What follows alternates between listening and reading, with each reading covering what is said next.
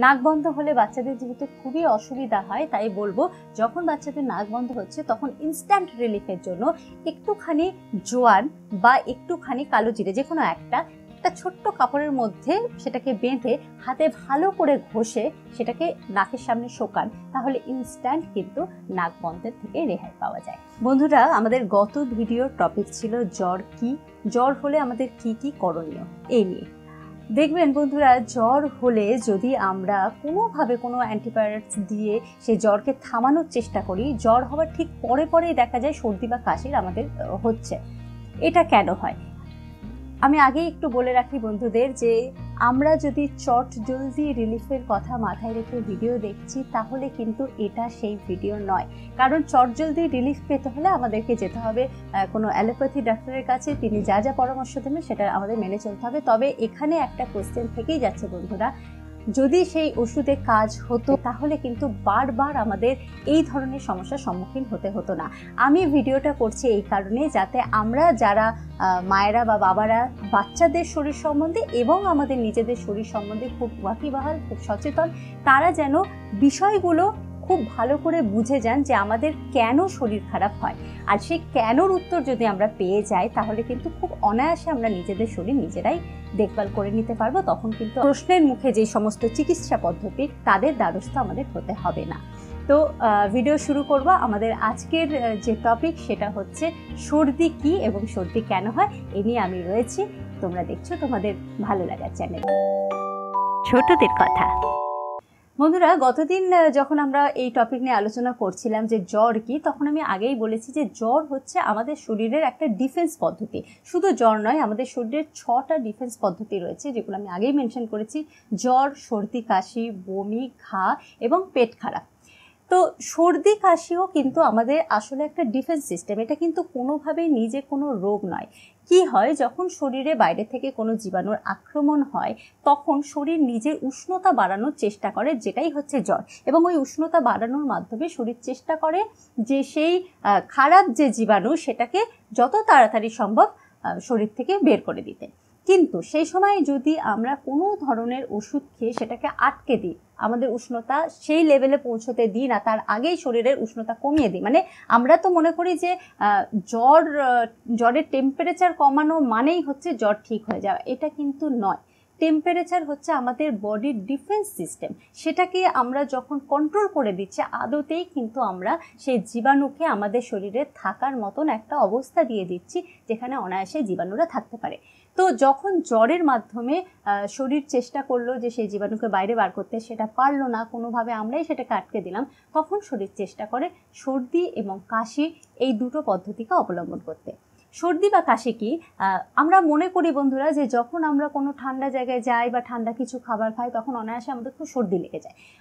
বিষয়টা ঠিকই, কিন্তু সেটার পেছনে যে কারণটা, তার যে ট্রুথ, সেটা একটু অন্যরকম। শরীরে বাইরে থেকে যখন কোনো জীবাণুর আক্রমণ হয়, তখন শরীর উষ্ণতা বাড়িয়ে সেই জীবাণুকে বাইরে বার করার চেষ্টা করে।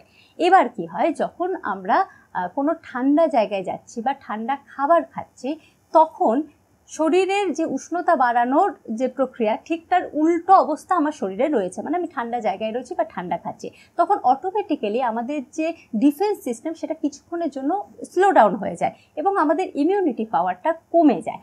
তাই দেখা যায় ঠান্ডা জায়গায় গেলে বা ঠান্ডা কোনো খাবার খেলে আমাদের শরীরের জীবাণুর প্রকোপটা বেড়ে যায়, অর্থাৎ তারা বেশি মাত্রায় আমাদেরকে অ্যাটাক করতে পারে। তখন কি হয়, তখন শরীর আবারও আরেকটা ডিফেন্স সিস্টেম নিয়োগ করে। সেটা কি? সেটা হচ্ছে সর্দি এবং কাশি। সর্দি কি?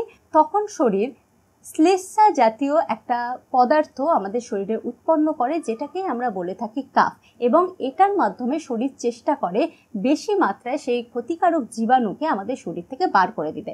তাই দেখবেন যখন আমাদের ঠান্ডা লাগে, মানে যখন আমরা মনে করছি আমাদের সর্দি হচ্ছে, শুরুতেই আমাদের নাক সুরসুর করে এবং নাক থেকে তরল এক জাতীয় শ্লেষ্মা বেরিয়ে আসে, এবং সেটার কারণ হচ্ছে শরীর সেটাকে প্রডিউস করছে যে শ্লেষ্মাটার মাধ্যমে যাতে আমাদের শরীরে এসে যাওয়া খারাপ জীবাণুটা বেরিয়ে যায়। এবং এই একই কারণে আমাদের হাঁচিও হয়। হাঁচি অর্থাৎ শরীর চেষ্টা করে এক ধাক্কায়, একটা জোর হাওয়ার মাধ্যমে সেই ক্ষতিকারক জীবাণুকে শরীর থেকে বার করে দিতে। হাঁচির সময় আমাদের শরীরে যে বায়ুটা নির্গত হয়, যে হাওয়াটা শরীর থেকে বের হয়, তার গতিবেগ থাকে 100 মাইল পার আওয়ার। এবার বুঝতেই পারছেন বন্ধুরা এইটা কতটা স্পিড, একটা এত জোর এত স্পিডের মাধ্যমে একটা হাওয়াকে বাইরে বার করে শরীর চেষ্টা করে যে আমাদের শরীরে যে খারাপ জীবাণু সেটাকে বাইরে বার করতে। এবং কতটা পরিমাণ খারাপ জীবাণু সেটা কিন্তু খুব কম সংখ্যা নয়, প্রায় 1 লাখ জীবাণুকে অ্যাট এ টাইম, মানে একবার হাঁচির মাধ্যমে আমাদের শরীর থেকে বেরিয়ে আসে প্রায় 1 লাখ ক্ষতিকারক জীবাণু। এবার ভাবুন বন্ধুরা, এই এত পরিমাণ জীবাণুকে যেটা শরীর অনায়াসে সর্দি এবং হাঁচির মাধ্যমে শরীর থেকে বের করে দিতে পারে, সেটাকে শুধু শুধু যদি আমরা ওষুধ খেয়ে আটকে দিই তাহলে কি হচ্ছে? আমাদের হাঁচিটার হচ্ছে না বা নাক সুরসুর করছে না, সর্দি বেরাচ্ছে না, তাহলে হচ্ছেটা কি? সেই যে পরিমাণ ক্ষতিকারক জীবাণু আমার শরীরে এসেছে তারা কিন্তু শরীরেই থেকে যাচ্ছে, তারা কোনোভাবেই বাইরে যাচ্ছে না। আমার শুধু যে শরীরে অসুবিধাটা হচ্ছিল সেই অসুবিধাটা থেকে আমি রিলিফ পাচ্ছি, কিন্তু আমার শরীর ঠিক হলো না। শরীরটা কিন্তু যে জায়গায় খারাপ ছিল সেখানেই রইলো, বরং শরীরকে আমি উল্টে বাধা দেওয়ার চেষ্টা করছি যে যেটা যেটা তুমি অবলম্বন করছো, জ্বর সর্দি কাশি হাঁচি, সেটাও তোমাকে আমি করতে দেবো না, তাহলে জীবাণুগুলো অনায়াসে আমার শরীরে বাসা বাঁধুক এবং সেটা নেক্সট আরও বেশি মাত্রায় আমার শরীর থেকে বেরোক অনেক বড় রোগের মাধ্যমে। বন্ধুরা এখানে একটু জানিয়ে রাখি, যখন কোনো ক্ষতিকারক ভাইরাস আমাদের রেসপিরেটরি সিস্টেম অর্থাৎ আমাদের নাক এবং মুখের মাধ্যমে আমাদের শরীরে প্রবেশ করছে তখন সাধারণত শরীর সর্দি এবং হাঁচি এর আশ্রয় নেয়। এবার জীবাণু অনেক ধরনের হয়, এটা আমাদের প্রায় সবারই জানা।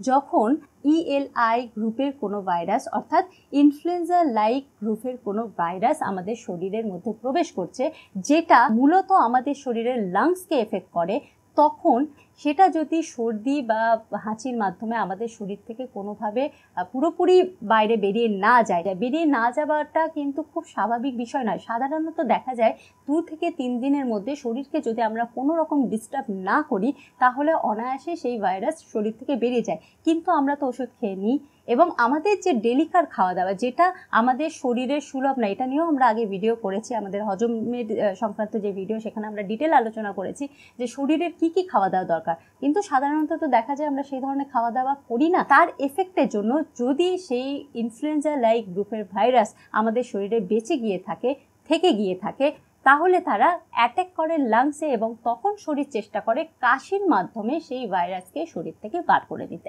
তাই দেখবেন সর্দি এবং হাঁচির কিছুদিন পরেই কিন্তু কাশির প্রকোপটা আমাদের দেখা যায়, কারণ তখন কিছু পরিমাণ ওই ইনফ্লুয়েঞ্জা লাইক গ্রুপের ভাইরাস থেকে গিয়ে হবে হয়তো আমাদের শরীরে, এবং তখন শরীর চেষ্টা করছে লাংসকে বাঁচানোর জন্য কাশির মাধ্যমে শরীর থেকে সেই জীবাণুকে বার করে দিতে। তাহলে এবার আমাদের করণীয় কি? আমাদের করণীয় এটাই, শরীর যে লড়াইটা করছে ক্ষতিকারক জীবাণুর বিরুদ্ধে তাতে শরীরের অপোজ না করে বরং শরীরের সাহায্য করা। আর শরীরের সাহায্য করা মানে কি? আমার যারা রেগুলার দর্শক তারা অলরেডি জানেন উত্তরটা, ইমিউনিটি পাওয়ার শরীরের বাড়িয়ে দেওয়া। ইমিউনিটি পাওয়ার কিভাবে বাড়বে? ইমিউনিটি পাওয়ার ওই একইভাবে বাড়বে, শরীরে তখন ভিটামিন সি যুক্ত খাবারের যোগান বেশি মাত্রায় দেওয়া। তা বলে কিন্তু ভিটামিন সি যুক্ত কোনো কেমিক্যাল আমরা ইউজ করব না, কারণ কেমিক্যাল যুক্ত খাবার কিন্তু আমাদের ওষুধ বা যেগুলো আমরা খাই সেগুলো কিন্তু আমাদের শরীরে হজম হয় না, সেগুলো অ্যাবজর্ব হয়। এটা নিয়েও আমরা পরে একটা ভিডিও বানাবো যে কোন খাবার আমাদের শরীরে অ্যাবজর্ব হয় আর কোন খাবার আমাদের শরীরে হজম হয়। আমাদের খাবার সেটাই খাওয়া উচিত যেটা হজম হয়, তাহলেই কিন্তু তার গুণগুলো বিভক্ত হয়ে আমাদের শরীরের দরকারি উপাদানে পরিণত হয়। অ্যাবজর্ব হওয়া খাবার কিন্তু কোনোভাবেই আমাদের শরীরে কাজে তো লাগেই না, বরং অনেক বেশি ক্ষতিকারক সেটা আমাদের জন্য। তো এবার আমাদের তাহলে ভিটামিন সি এর জোগাড় আমাদের কিভাবে দিতে হবে? ভিটামিন সি যুক্ত খাবার যেগুলো ফ্রুটস অ্যান্ড ভেজিটেবল কাঁচা ফর্মে যেগুলো আমরা খেতে পারবো, কমলা লেবু বা মোসাম্বি লেবু, পাইনঅ্যাপেল, এই ধরনের খাবার এই সময় যখন শরীরে জ্বর সর্দি কাশি এগুলো হচ্ছে এই সময় বেশি মাত্রায় খেতে হবে।